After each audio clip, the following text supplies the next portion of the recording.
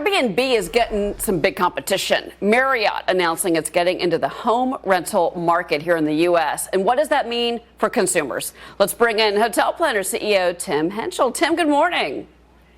Good morning from London. Thanks for having me. I wish I was there with you. Hey, Tim, what does this mean for the hotel business in general? This is a big story with Marriott. You know, it has made a lot of headlines, but it's not new. Accor, which is the largest hotel chain in Europe, 2 years ago bought One Fine Stay, which is home rentals, and they bought them for $177 million.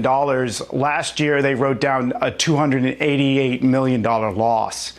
So, you know, Marriott's taking a gamble here. They're in a very crowded space. Booking.com spends billions to do home rentals.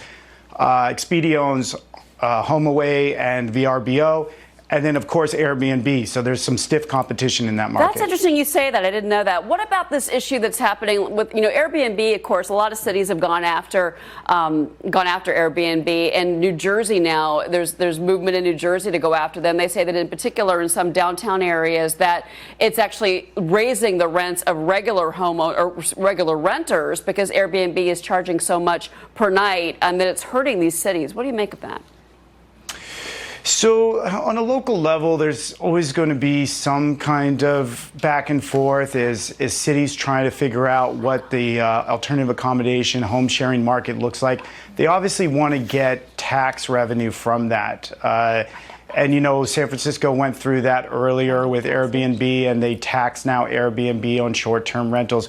Because as you probably know, every hotel room you book, you pay an occupancy tax in, and that goes to support the city. Okay. You know, the studies that say that the renting of short-term markets, you know, increase rents. Yeah. There's opposite studies that say that it's something different. There's plenty of cities that are putting, you know, some residents that they can't put in other more accommodating housing in. They're using hotels for that. Yeah. So cities are also using hotels for long-term rentals, as some people are renting out their homes for short-term rentals. Right. It goes back and forth. Tim, so I'm almost out of time with you. It's not set of law yet. I'm almost out of time Say with again? you. Well, I'm almost out of time, but I want to show our viewers, and we're looking at it on the screen, biggest bang for your buck. These are some of your hot picks out there: Barga, Italy, Cuba, Miami, Montreal. So I want to get that out to the viewers. But I did want to ask you about this millennial trend.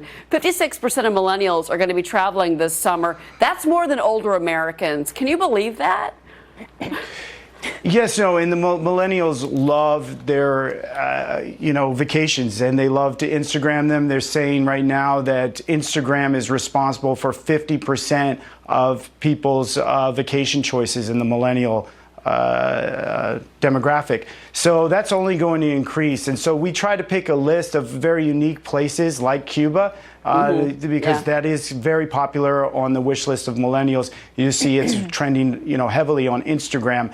But it's you know, not that far from the U.S., and it's very affordable. Wow. Tim, I always learn something from you. You have to come back. Tim Hentschel, the CEO of HotelPlanner. Sure. Great to have you here. Thank you so much for having me. Thank you.